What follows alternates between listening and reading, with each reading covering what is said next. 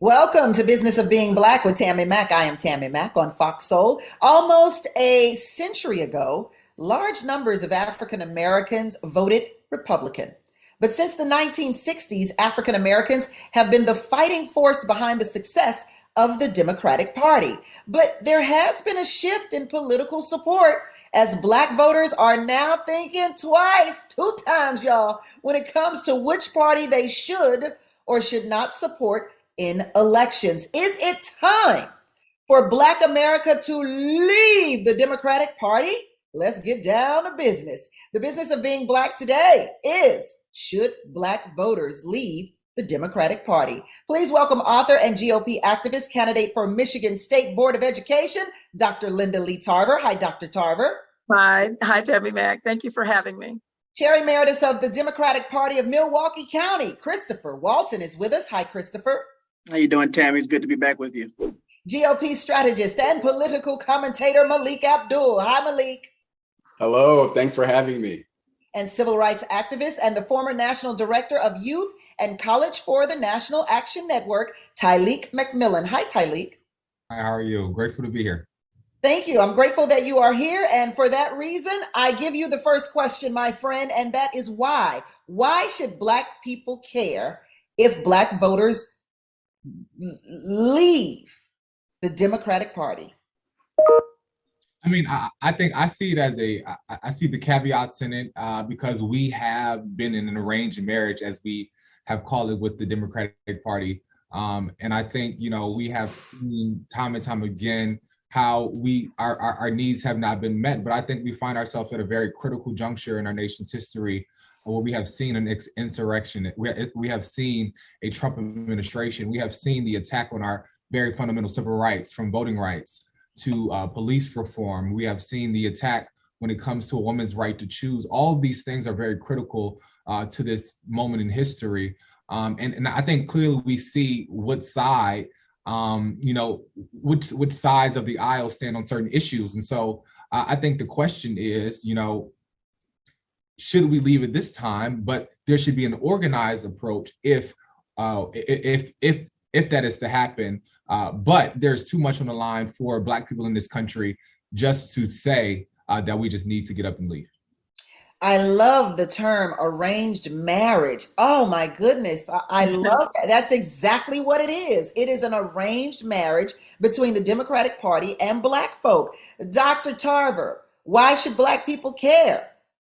Well, I don't call it an arranged marriage. I call it a subservient relationship, because we serve, as Black people, serve the needs to elect people who are diametrically opposed to our lifestyle, our way of life, and what we've had. I'm probably one of the only people on this show that has actually lived through the 60s and can tell you that the shift in what they thought they were getting and what they're getting now is much more than reproductive rights and issues. We are literally losing our Black community through violence. Black people should care because we're losing the Black community. We are losing the Black community through incarceration, through lack of education, and through other means. While the Democrat narrative is to stay on points that are not meaningful to the Black community, they have not done their due diligence to make sure that our children are educated, that our streets and neighborhoods are safe, and safe from people who look like us. Safe, and the justice system has certainly not been what it should be. We have low income housing that are just ghettos at this point. And so we have jobs that are meaningless and low income, while they are allowing people to come across the border to take the jobs that they have.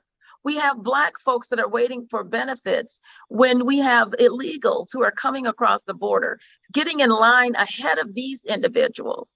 And so there's a bigger issue than Trump derangement syndromes and issues like that. We've had bigger problems with MASTA since the 1960s, not being able. We're not just a constituents. We're not constituents. We are a voting bloc to the Democrat Party. Malik, why should Black people care if we leave the Democratic Party? Why should Black people care about that? For me, the issue really boils down to political capital. How do you actually gauge? How do you gain political capital? And as we know, probably about Black people, we vote for the Democratic Party at about 9-1 margins.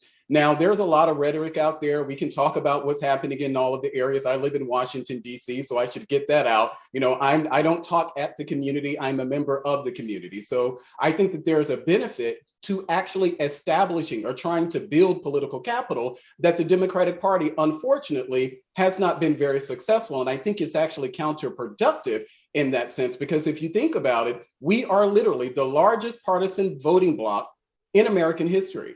And we don't, after election, whether it's a local election where a Democrat is running against a Democrat, or at the national level, at the presidential level, there are things that the Black community consistently asks for, and we feel as if we don't get. So for me, it's not just a matter of leaving the Democratic Party and do what? You can become an independent. We're definitely going to get to that, because I'm interested in knowing to do what as well. I am definitely interested in that question, but I got to get to Christopher. Christopher, why should Black people care if Black people leave the Democratic Party? Why should we care is the question at hand. Because I think one thing that we've seen for the Black community in the Democratic Party is the fact that we are actually the ones generally leading the Democratic Party. The Black population within the Democratic Party is the one that literally decides who the nominee is. Black candidates are now representing us, the Democratic Party, on major battleground states. And they aren't, honestly, to throw out one of them, they aren't making themselves look like Herschel Walker. We have people actually out there making changes, putting themselves forward. We have issues that actually align with the African American community, with the Black community, and they aren't issues around attacking people immigrating into the United States and bringing in those issues around xenophobia. We have an issue base that we actually support that supports Black women making the right to choose, making sure we're providing healthcare coverage for everybody in this community, making sure that we are putting money into housing subsidies, making sure we're putting money and trying to roll back the prices of things like insulin, which diabetes heavily affects the African American community, making sure that we're actually putting our money where our mouth is, instead of just spewing rhetoric, attacking communities, and then accusing them of being the ones who are gaslighting everybody. So I think that, being a part of the Democratic Party has allowed the African American community to stand at a level where they may not have been to previously on parity politically. But the Democratic Party presently of modern day is a Democratic Party for the Black community. And I know as an example, because I've been the leader of it.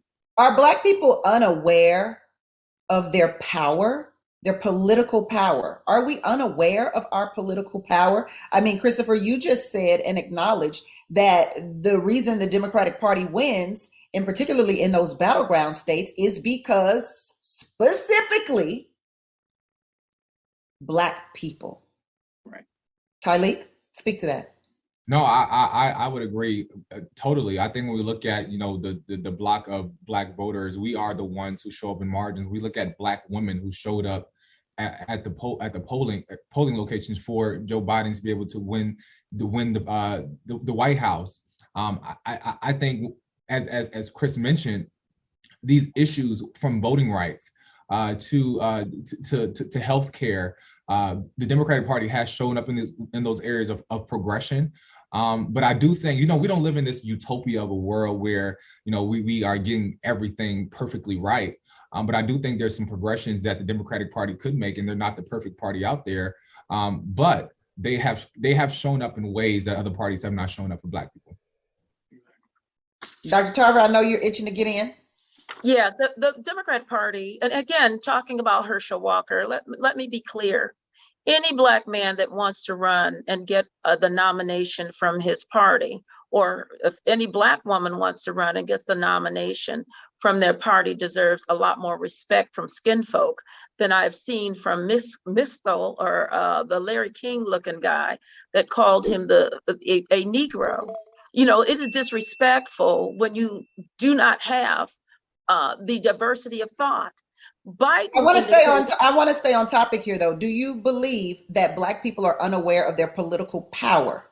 Yeah, they are totally unaware of their political power because, again, they're being used in the election system as a voting bloc and not as a constituent.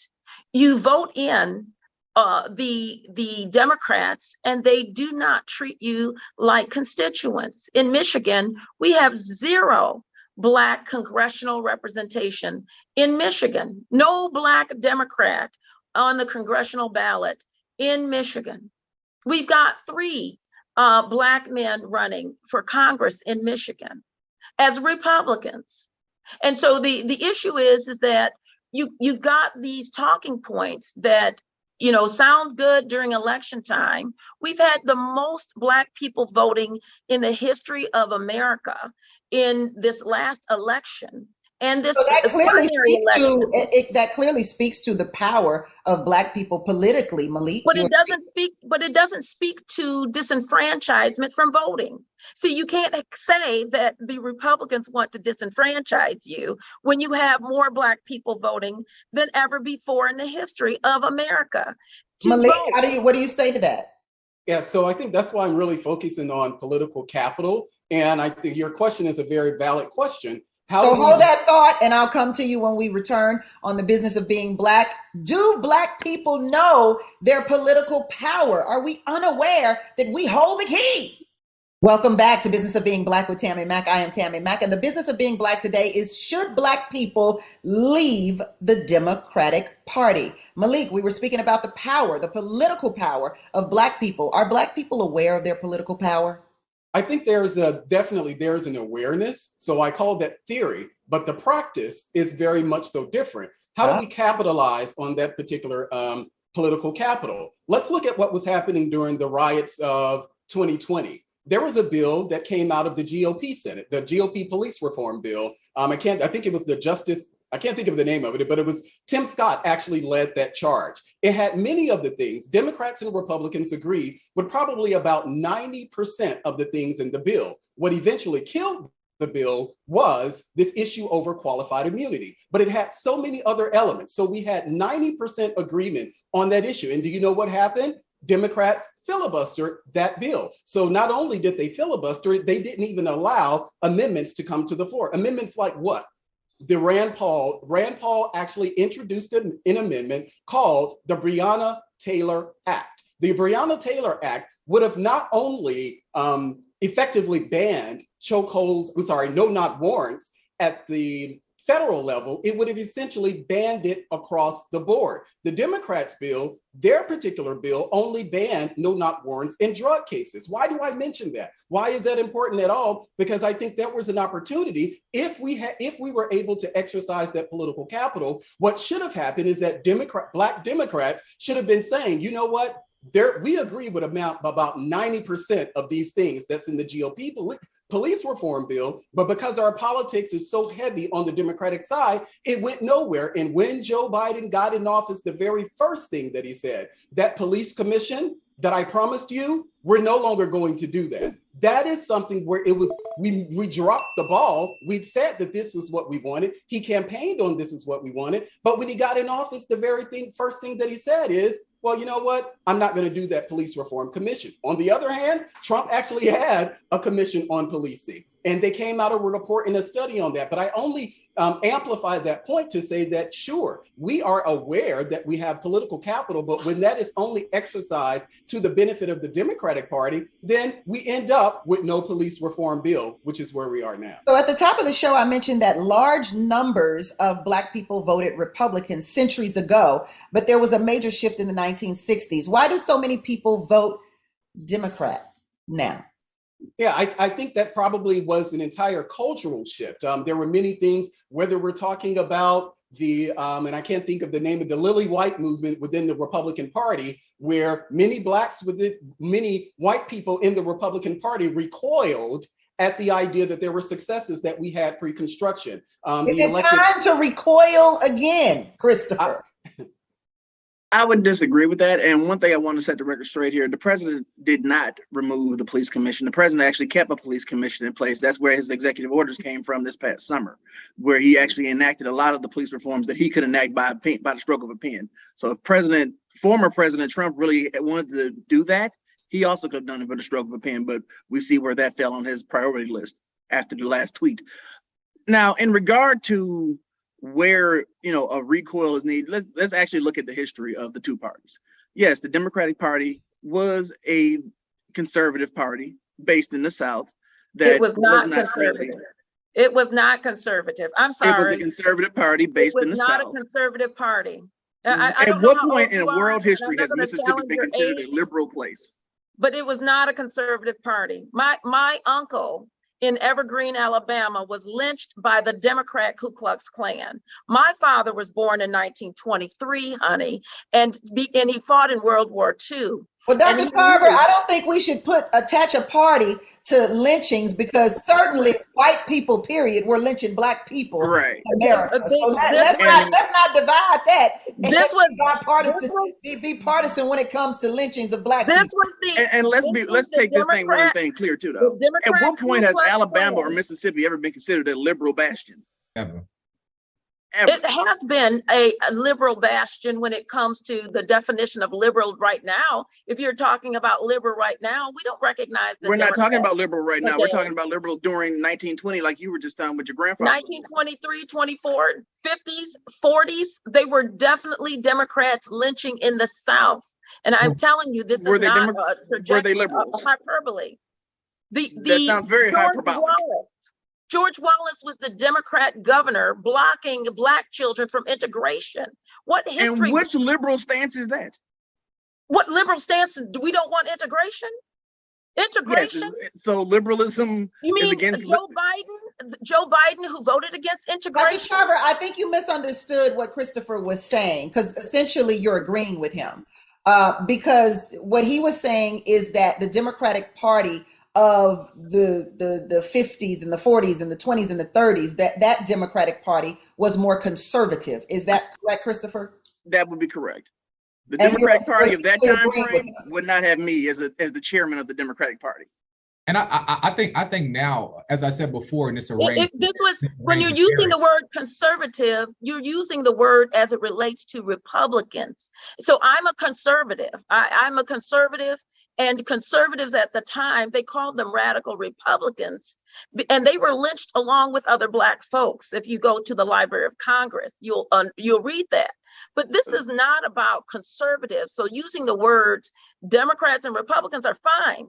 You can use those, but they were not the conservatives of today. That is where the narrative has been, that somehow these racist Democrats were now flipped into Republicans. And that is the narrative that is not real.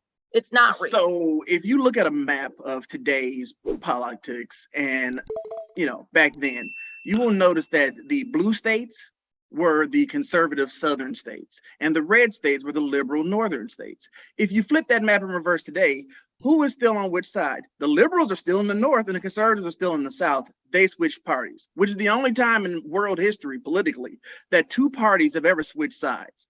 And it did not occur. It did not occur. I'm so just I think telling we probably, you, the reality that is did not it occur. did not occur. So I think we probably it's really a distraction to talk about conservative versus liberal. Most of us, I assume, know the history of America throughout the South. Many of those states, probably up until the 1960s and maybe early 70s, were run by Democrats. I don't ascribe to the notion of the Democratic Party were the party of the KKK, because when it came to white people all the time. So it really didn't matter which party that you belonged to. Whether you were a Democrat or a Republican, you still owned my ancestors. There was no political component to that. But I want to correct something for the record. You don't have to believe me. You can listen to Joe Biden's own words that he said in the actual meeting that he had with civil rights leaders, that it was civil rights leaders who told Joe Biden to not implement the Police Reform Commission. This isn't something that I'm saying. I encourage everyone out there to fact check. Joe Biden said that the civil rights leaders told him, our civil rights leaders, they told him that all of the elements that they wanted as far as around criminal justice or police reform were in the George Floyd Justice and Police. The weak bill. We were not accepting the weak bill. I think we have come to an understanding that we are supposed to accept the bare minimum when we know that we have that when we know that we deserve more than the bare minimum. And that's what was in the GOP bill that you did not like? You brought up the point how the filibuster was brought into place, and we talk about political power. It is with the Republican Party where we have saw the very fundamental right to vote being taken away from Black folks, from folks who look like you and I. Did not occur. Where we are. Is that not still occurring today? It's not true. We are cutting early polling locations. Get your talking points. Get your talking points together. It's not true. I'm an election integrity expert here in Michigan. 400 bills across the nation with GOP bills that are cutting back the right to vote. In particular, it is not cutting it. None of those that have been implemented cut back. In fact, more Black people voted after they were implemented than before. So the facts are very much in the favor of voting is not cutting back. Saying that you need more than one ID is not just a talking point. And I will tell you talking point of reality. The talking point is that if you look at what was implemented in voting bills across Republican states, more Black people voted than before. It did not have the result that you are speaking of. And it did not stop Black people from voting. Tell me that a single mother who has to work by the Democrat during a single mother who has to go to work during regular hours of a polling location, who cannot make the polling location because she has to provide for her family, can no longer drop off with the early ballot into a drop box because there are lawmakers who are saying it is illegal to have early voting locations, or because of the fact that there's long lines that folks cannot give water. You can go through any anecdotal research that you want to, but the reality is you can go through any anecdotal research about a woman who can't, my God, I can't fill out a ballot. I can't go vote in person. I can't vote early, just like they have in others. And I can't get to the clerk's office to drop off my ballot. But the reality is that more people voted after, more Black people voted after those Republican initiatives were in place. Sure. And so the narrative is, the wind is taken out of the narrative. That there's somehow these voter suppression laws. Is it a problem? Can I make a clarifying point again? What I'm saying, you can actually fact check it. We can disagree online, but I encourage people to fact check what I'm saying. As far as this notion of voter suppression, which really came about after 2020, what you were finding in many of these states, they were eliminating things, for instance, ballot boxes. Prior to 2020, ballot boxes were not in the majority of the states in America. Because of the pandemic, they implemented certain changes, such as ballot boxes and extending early voting hours. Republicans pulled back on some of those things, but these things were implemented as emergency measures in response to the pandemic. So Georgia, sure, they actually lowered the number of ballot boxes that were available, but they did not eliminate ballot boxes altogether. The issue of voter ID, which is a very big thing. And I think this is something that we really need to pay attention to. And again, you can fact check me on this. Judge who was appointed by Barack Obama, Judge Mark Walker out of Florida. Hold that thought. Judge Mark Walker out of Florida. Hold that thought. We'll be back. Welcome back to Business of Being Black with Tammi Mack. I am Tammi Mack, and whether you are Democrat, Republican, Independent, Green Party, or Progressive, one thing we all have in common is the need for a positive credit report to assist us with the American dream. And the 3-week rule is good for us all. I want to tell you why the 3-week rule may be the best financial advice ever. What's the 3-week rule? I know that's what you're asking right now. Well, wait 3 weeks to buy that new car, wait 3 weeks to refinance your home mortgage, and wait 3 weeks to finance any major purchase. Look, I was able to refinance my home competitively for the lowest interest rate possible because the 3-week rule helped to boost my credit score, y'all. Why 3 weeks? Because that's how fast the average ScoreMaster user takes to boost their credit score by an average of 61 points. Woo-hoo-hoo. And listen, 61 points added to your credit score can save you tens of thousands on everything we finance. ScoreMaster technology was developed by Credit Data Sciences, that is, to boost your credit score higher and faster than you thought possible. How about that? ScoreMaster is so easy, it takes about a minute to get started, and you don't have to wait months for your best credit score. How many points can you add to your credit score? Be sure to visit scoremaster.com/BOBB for the special 7-day trial I have for you. That's scoremaster.com/BOBB. Again, scoremaster.com/BOBB. So get to boosting your credit score during this commercial break and then come right back to the Business of Being Black with Tammi Mack on Fox Soul. Welcome back to Business of Being Black with Tammi Mack. I am Tammi Mack, and the business of being Black today is it time for Black America to leave the Democratic Party? Let's get down to business, the business of being Black. Please welcome author and GOP activist, candidate for Michigan State Board of Education, Dr. Linda Lee Tarver. Chair Emeritus of the Democratic Party of Milwaukee County, Christopher Walton.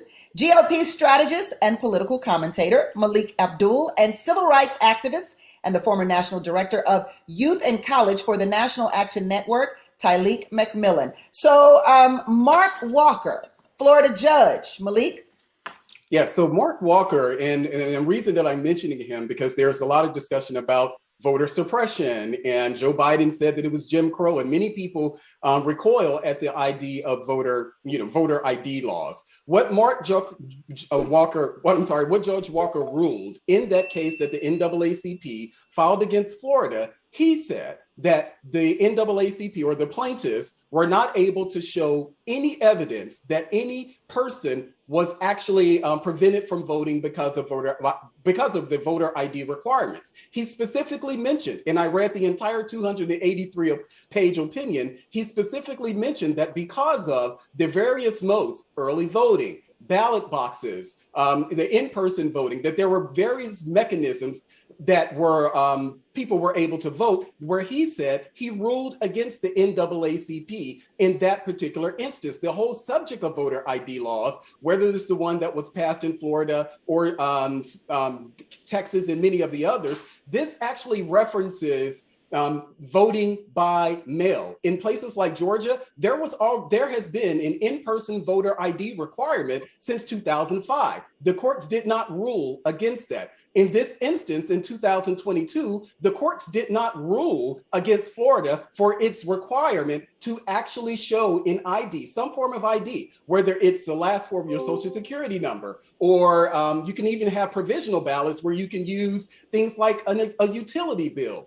He said that it did not discriminate against Black voters. And so I think we should make sure that we're introducing that type of information into the discussion and not just the usual back and forth, Democrats are bad, Republicans are bad. Let's look at what the policies actually Malik, are. I think that's the part I'm getting sick of. But Christopher, the Democrats are bad, Republicans are bad. Look, I'm on Trump's side with that one. They're good people on both sides. Christopher, you got to get in here. They say voting has been made easy by the Republican Party, not harder. Well, frankly, that's just not true. When you look at it, yes, the voter ID, the stuff that he spoke about, yeah. But the problem that we're running into, they're taking away those the ballot boxes where you could drop off your mail-in box. But isn't it true that, Christopher, isn't it true when we talk about voting opportunities, but in this specific case, isn't it true that those boxes had been placed there because we were in the middle of a pandemic? Those boxes were meant to be temporary. So why do we get in an uproar because they've been taken away now when there is no longer a pandemic? Everybody can go out and vote now. We are no longer quarantined in our homes. Because they proved to be highly effective. We had the highest turnout in American history in 2020 because we had these other initiatives. We have the highest turnouts without those voter boxes, can't we? We've had the highest turnout in those states that implemented in 2022 and in 2021 in Virginia. So let's talk about what the Democratic Party has done for Black people, Christopher. Political gains by voting Democrat. What have there been? Political gains? Well, I can tell you, President Obama, Vice President Harris. You also have Lieutenant Governor, soon to be U.S. Senator Mandela Barnes. In my home county, I was the youngest Black man to ever be chairman of the Democratic Party of Milwaukee County. And now, since my term has ended, we now have an African-American county executive. We now have an African-American mayor of the city of Milwaukee. The board chairwoman is a Black woman. The sheriff, the outgoing sheriff is a Black man, and the incoming sheriff is a Black woman. We have, on a national level, we have been the ones electing Black people to Congress. We have been the ones electing Black people as governor, as senators, as mayors. We have been putting Black people in power in these positions. Now, I do appreciate that the Republican Party has recently discovered Black candidates and want to push them out and push them forward. I wish Dr. Tarver some success, not too much success. We didn't have people forward. But Black folks was in the Republican Party before the 60s. Prior to the 60s, they were all Black. The first Black elected to Congress were Republicans. And so the history books are not being tainted, thank God, yet, so that you can go back and reference them. But the reality is, that's not true. We all are taught about Blanche K. Bruce and Hiram Revels. We know them very well. But those people would not be welcomed today in the Republican Party. All due respect, Mr. Walton, the names that you mentioned enrich those individuals. But with respect to what the Democrat Party has done for Black people, you mentioned off names who've been enriched by the Democrat Party and by Black voters, but you've not looked at the communities of color that need to be enriched just as well. That was my question, was in reference to the political gains specifically. I was not talking about the practical gains, but the political gains. But I can hop in there too if we want to talk policy as well. We have the Affordable Health Care Act, which has now caused health insurance rates to be at the highest level they've ever been in American history. We have issues around fair housing, which got passed in the 60s. We have issues around expansion of Social Security, the insulin bills that they just tried to pass that the Republicans actually stopped from going through, in the Inflation Recovery Act. We have the child tax credit that was stopped by the majority of the Republican Senate caucus. We have the abilities to put environmental issues. Arlene, you want to jump in here? What are some of the practical gains that the Democratic Party have received for voting Democrat?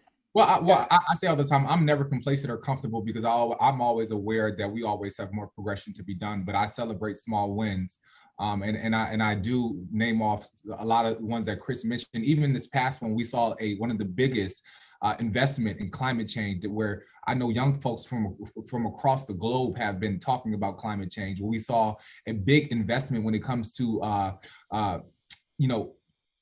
racial, the investment in climate and for our communities, as we look at communities like Flint, when we see the investment in historically Black colleges and universities, when we see the investment in a lot of these things, when we say the Democratic Party have been way more progressive on these issues than other parties in this country. Dr. Tarver, I want to ask you, Dr. Tarver, Dr. Tarver, former President Trump has allegedly caused racial division and violence in this country, but some would argue he has done more for Black America than Democrats. Can you tell us, can you speak to that?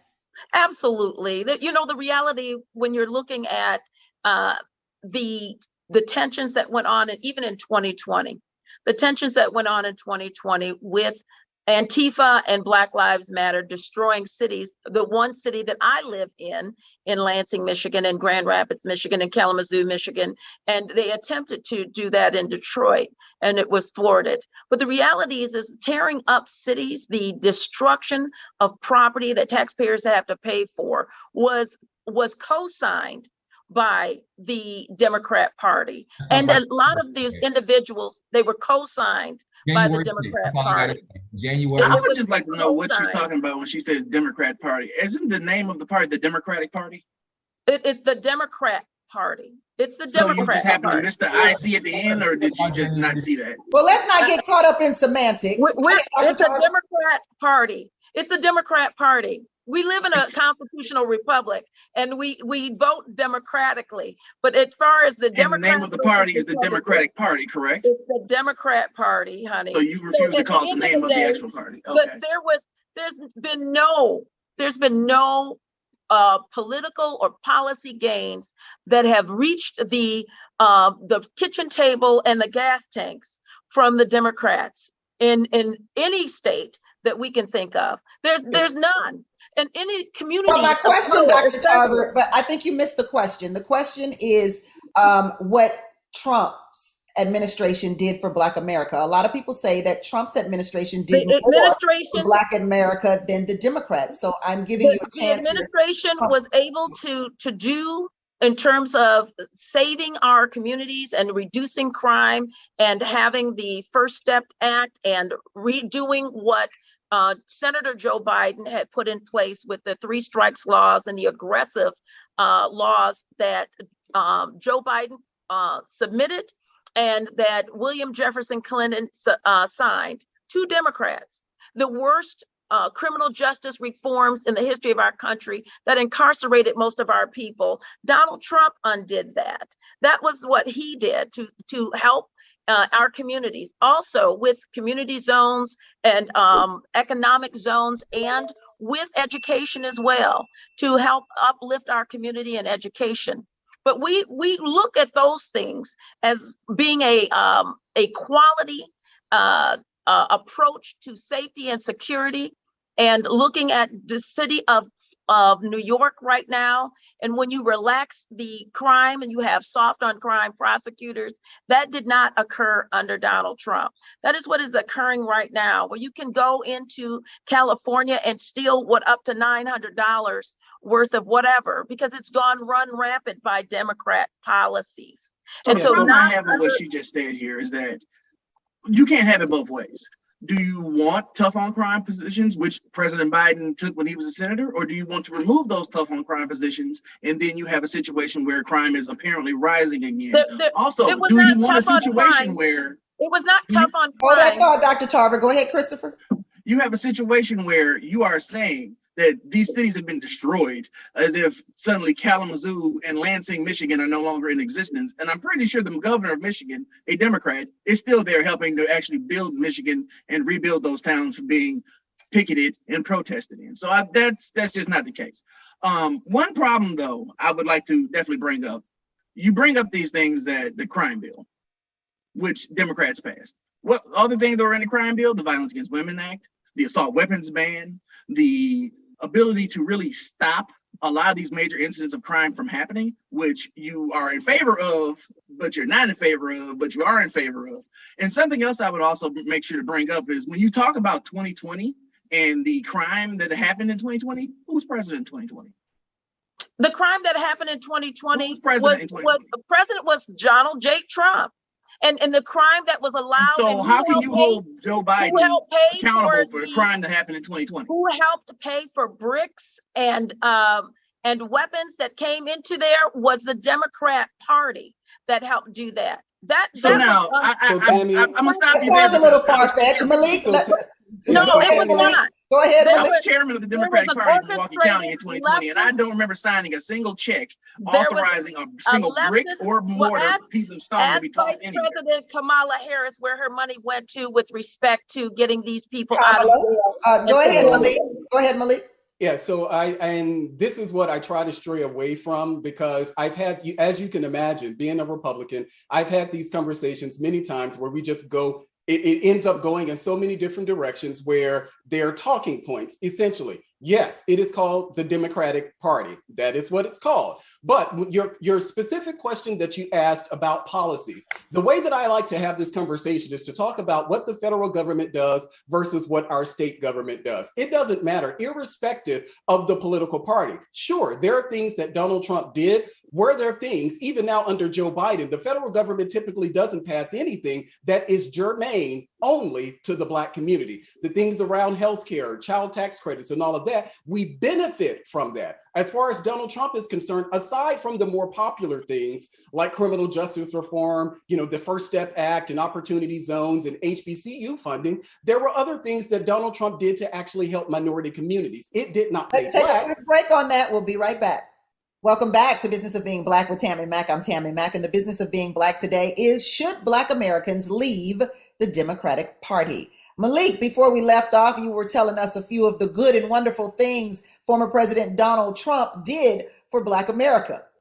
Yeah, so typically what I do when I have these discussions is to really couch this under things that the federal government does. Usually it's just a matter of funding from administration to administration. Aside from the things like the criminal justice reform and the opportunity zones and things like that, there were other things that Donald Trump did around minority business development. The grants, the program that he set up at NIH to actually help Blacks be competitive for NIH grants. The consortium of HBCU schools, North Carolina A&T, actually was part of a nationwide consortium of schools that were actually created to deal with the climate change issue. The $2 million that was given to Spelman College, I think that was under a Department of Energy grant to actually build up their STEM center. I say this because these are things that the federal government does. It doesn't matter if it's a Republican administration or a Democratic administration. The difference is usually funding, maybe some quibbling there around numbers, but the federal government typically does these sort of things. The things that impact us on a day-to-day basis happen at the local level in many of our areas. So if you want to ban chokeholds or no-knock warrants or things like that, these are things that are implemented at the local level. We know on the issue of qualified immunity, there are states like Colorado, they're dealing with the issue of qualified immunity. So a lot of the things that we superimpose on the federal government as is these are the things that it's supposed, it does to help Black communities, these things actually happen at the local level. So I think we need to have more conversations about what's happening at our local level, more so than a singular focus on the federal government as the answer to fixing things that are wrong in the Black community. I love that, the federal government versus a party. I think that's fair. Christopher, you think that's fair? I think that's fair, but we also have to look at the fact that, making these states' rights arguments are literally the same arguments that have now gotten us away from having the ability to have Roe versus Wade. So, there are some things that the states are better positioned to do. This is without a shadow of a doubt a fact. But there are also some things that the federal government has to step in so that we can have marriage equality across this entire country. So we can have the right to an abortion across this entire country. Because otherwise, if we leave it up to the states and to these gerrymandered states, they will make the decisions that will not exactly be in favor of what the actual people across the entire country believe in. Tyleek, are Black Americans taken for granted by the Democratic Party? I think across the spectrum, we are taken for granted because I think our pain it doesn't compare to our progress. And I think we live in this generation. We don't live off of ideology. We live off of solutions. And I echo the words that all politics. Well, Dr. Tarver, I want to ask you, Tyleek says our pain doesn't equal to our progress. We can agree with that, right? Absolutely. I don't disagree with what he said. I agree that the pain that we deal with in the Black community is directly correlated to the Democratic Party policies at the local level, which is what we were talking about earlier, is that the Democratic Party and the policies at the local level have not produced results that we have given in these communities. I live in an all Democrat city. It's an urban community, all Black leadership in some areas, and in other areas, it has all Democrats. So I want to go to a lightning round here because I want to get everybody's in on this final question. Let's hit a lightning round, please. Woo, and there it is. So should Black people leave the Democratic Party? Christopher? No. I believe that the Democratic Party is providing us with the opportunities and the issue stances that are moving us forward. And I believe that as long as we are taking part and actually taking the levers to run the party, we can move the party in the direction that we want them to be in. And so I want to make sure that I know nobody's perfect. There is no such thing as a perfect political party. But in the United States of America, we have a right to get out there and make that decision on what our parties look like. And with the Democratic Party, the Black community is the one making the decisions and pushing directions on where the party goes. Malik, should Black Americans leave the Democratic Party? You say what? I think the numbers speak for itself, with around 90% of Black people voting for the Democratic Party. And in an election after election, much like we just had here in Washington, D.C., elections are typically run. Democrats run against each other on not providing enough for affordable housing, not dealing with the crime, not dealing with education, not dealing with property taxes. All of these things, Democrats run against each other. And I know this. I'm not saying this as a Republican. I'm saying this as someone who was a lifelong Democrat up until 2016. So I haven't been in the Republican Party for the longest time, but I do know that the things that we complain about with the Republican Party, or that the Republican Party doesn't pay attention to, these things, Democrats themselves campaign against each other on these certain things. You can look at, since most of our people live in these like urban inner city environments, which is where I live, they're typically run by Democrats. In every election, just like here in Washington, D.C., Democrats are saying that Democrat failed you. So yes, I think that there needs to be some political diversity in the Black community, and then we will be able to leverage that relationship to say to Republicans, hey, this is what we're doing. This is what our policies are. So the answer is yes, for sure. They should leave. Yes. All right. They should flee the Democratic Party. Look, Dr. Tarver, it's no secret what your answer is. They should leave. But why? Let me just flip the script here. The Democratic Party has already left Black people. I said early on that they are a voting bloc and not. But no, the question is, should Black people leave? Yes, they should leave. They should leave and stop voting for people who are not delivering in the communities. Because the talking points right now is abortion, and most of these people on this do not even have a uterus to even talk about abortion. We're talking about food on the table and gas in the tanks. And in Michigan, we've had hundreds of thousands of Black folks who are not represented well have their utilities shut off. And we've had, during the pandemic, under Democrat control, we've had utilities shut off during a time we were supposed to be sheltering in place, and evictions in the city of Detroit. So no, we should not continue to stay in a party that is not representing us at all.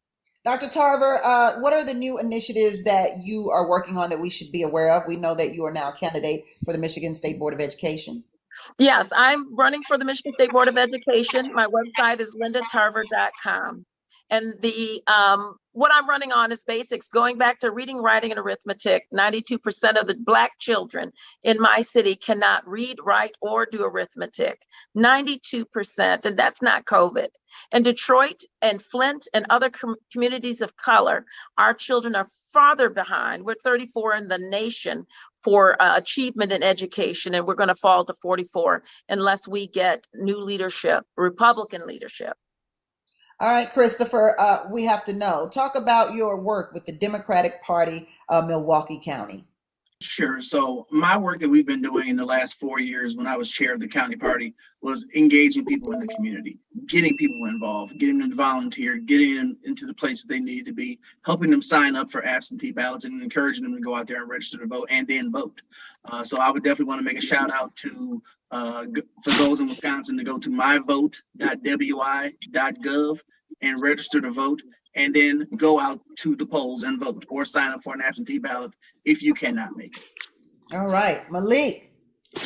Yeah, so my focus, actually the same thing that it's been for years now, is really to move conservatives to actually have a footprint in the Black community, not just around election time. So being able to leverage our political capital, I've been met with many senators and their offices on doing things like even diversifying their internship program. So I've been in contact with HBCUs all over the country to try to get college students to actually apply for internships within GOP offices. Those are substantive things. They're not around who you voted for and things like that. I think these type of substantive things that we can do to show Black people, hey, you may vote, your whole family and just like mine may vote Democrat, but at the end of the day, you are you're a student in Tennessee. There's no reason why you can't apply for an internship at a GOP office. Don't limit ourselves to the Democratic Party as the saviors for us. Diversify that. That's what I'm working on.